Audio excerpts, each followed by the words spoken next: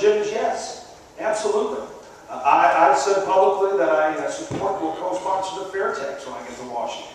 Now, I don't know that that's going to pass immediately, and we have some things we need to do in the meantime. But very frankly, if we're going to grow this economy, we've got to do something different. Because what we're doing now really isn't working very well.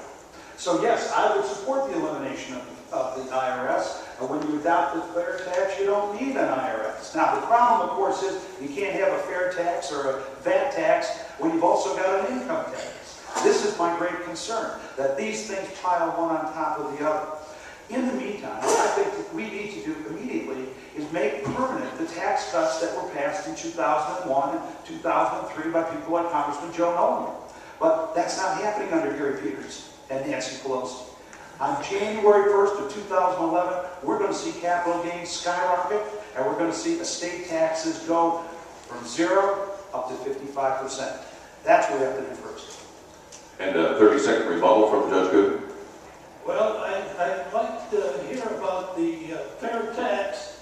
It sounds great, but only 66 senators and congressmen co-sponsor it. There are 535 members of Congress in the Senate. The House has 435, and the Senate has 100. And when you only have that much support, it is not realistic to think you could possibly pass it at this time. Ms. Janik, same question to you. Would you eliminate the IRS, and if so, what type of tax proposal would you sponsor to replace it? Yes, definitely to eliminate the IRS. The taxes,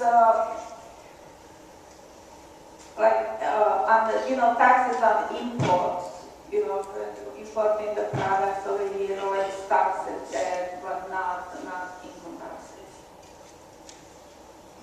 And Rocky? Being a common sense principled conservative, I actually supported the fair tax as well, and support the fair tax. But as the fair tax is there, we need to eliminate all the taxes that are currently on the books as well. Because let's face it, folks, I guess I'll tell you something. I'm going to come out and be straightforward with you and tell you that I haven't seen a tax cut that I don't like. I guess I'll just be straightforward with you. I hate higher taxes because taxes are regressive on society. And we've seen, most importantly, that if you cut taxes, you generate jobs. In Washington, Jim and we've heard so much about Washington passing out stimulus to large corporations. The best stimulus there is by letting the individual keep more money to fuel the economy. And that's why a vote for Rocky Rajkowski is a vote to do that. Thank you. Paul, we'll get the next question. And I think I know the answer to this, and we'll try to frame it in a different way. It has to do with repealing Obamacare. And I will ask if you're interested in doing that, would you sponsor a bill that would do that? But I'm also going to add, in light of the fact that many of the Democrats, the President included, have said publicly they would relish a platform of repealing Obamacare as being a death blow to a Republican campaign. Would you repeal Obamacare? Get out the relish tray, folks, because here it comes. We are going to fight to repeal and replace Obamacare. That is a top priority for us. There's no question about it. Look, I support health care reform, but just not this. This is bad news. Every direction it takes virtually is a dead end for the American people. I want to offer a solid alternative that addresses the fundamental issues of health care reform. And what are those? Access to the individual insurance market and cost containment. The two things where this bill really missed the mark, frankly. For a fraction of the cost of what Obamacare costs, we can provide means-tested tax credits to individuals to enter the individual insurance market. Give them the resources to get out there and compete. We also need to do one thing that's very important, and that's tort reform, folks. This bill didn't touch it. I will. And the same question, would you sponsor a bill that would repeal Obamacare? Yes. About the healthcare, we need to educate ourselves, to know our bodies, to take care of it, so we're going to stay healthy. And we need free market healthcare. We need free market with alternative medicine and competition in insurance. So if we have these choices, the cost will go down. And Rocky? Thanks, Jim and Dennis. We have a friend here who's taping the program today for our friend Gary Peters, and I wanted to introduce Paul. And Paul, I'm sure that Gary Peters will remember sending this letter, 3-page letter, about his support of the Obamacare package to Judy Perrin, who happens to be sitting in the audience there. And he talked about how it will contain costs and really be the end-all to answering all of our problems in the United States. Well, folks, many of you probably, because a lot of you are intelligent, you watch the news, you read the newspapers, you've seen the Congressional Budget Office has put out a report that says Obamacare is actually going to cost us more than if we did absolutely nothing at all. Now, do I agree with doing absolutely nothing at all? No.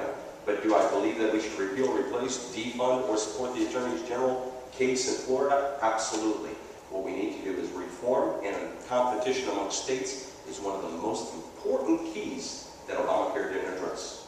And Judge Coon, same question. Would you support the repealing of Obamacare? I would. Obama himself said to Bret Baier of Fox News, the day before it was passed, he said to him, Bret, you keep telling me that if we pass it, it's 1/6 of the economy. And he says, yes. And he says, I want you to know, I'm not going to do that in one big scoop. I'm going to do it like they did in Canada. And that will be gradually. Can you imagine comparing to Canada with the United States in our health care when we have the greatest health care in the world? And therefore, I would definitely do that. But Obama's going to have veto power, so remember that. And I hope and pray we win it in the courts because it is unconstitutional. Thank you, Judge. Paul, you wanted the 30 seconds to answer Paul? Yeah, I did. It goes right to the issue here, the fundamental issue of trust. There's really not a whole lot of huge policy differences between us, but we have to look at the record. When Mr. Raskowski was in the state legislature, he introduced House Bill 5934, making it easier to sue for medical malpractice. Now, I'm sorry, you've got to have tort reform if we're going to make any sort of change. And the interesting thing, too, Rocky, is I found that you received $8,400 from the trial lawyers as well. Interesting connection. I didn't like what he brought up. And You know, 30 seconds to Mr. Raskowski. one of the most interesting things, it's unfortunate when campaigns get dirty, because when you take a leadership position, people start to attack you. Folks, let me tell you, I'm also the gentleman in 2002. If you read and look at the news that took on Blue Cross Blue Shield and really started healthcare reform in the state of Michigan, because I was on the healthcare committee, and I was also the majority leader of the state of Michigan legislature, one of the youngest ones that really led conservative changes. I've never been a lobbyist. I don't get paid. I get paid by you, and I want to represent you. Well, I will just caution you, you're more than welcome to, Paul, but I will caution you, you've already used 2 of your 3 rebuttals. So it's up